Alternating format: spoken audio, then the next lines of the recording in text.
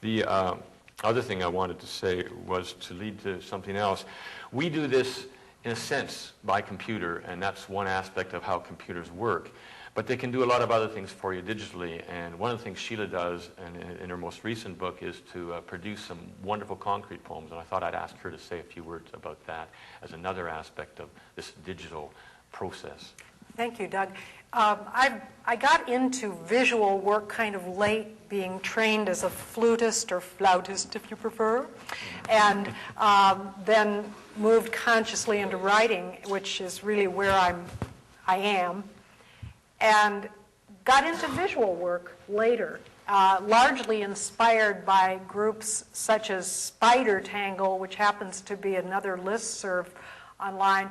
Dr. John Bennett at Ohio State University has a very large rare books and manuscripts archive of a lot of visual poetry, and not unlike what you may know as the Sackner Archive in Florida, in the Miami area. A lot of things deriving from people like Tom Phillips with the Humament, and people like K.S. Ernst, many other people working in visual poetry.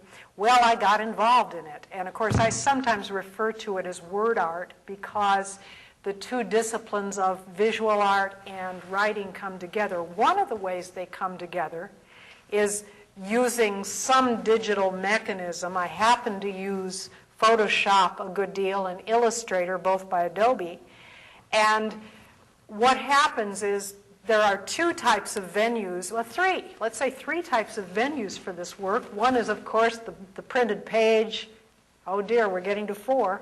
The printed page, the online website or blog, and of course, performance and galleries.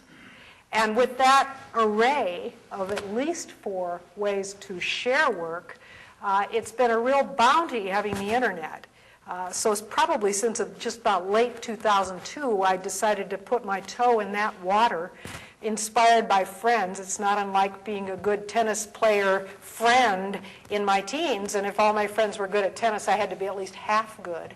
So the visual poetry scene, if you will, is a nice venue for bringing words with visual images as a single entity. So my new effort, called The Case of the Lost Objective Case, has 12 different plates in it. Put a little notice, a bookmark about both of this continuations, and the books are available there. And just at least a bookmark plug about this other. But the process is very enlightening.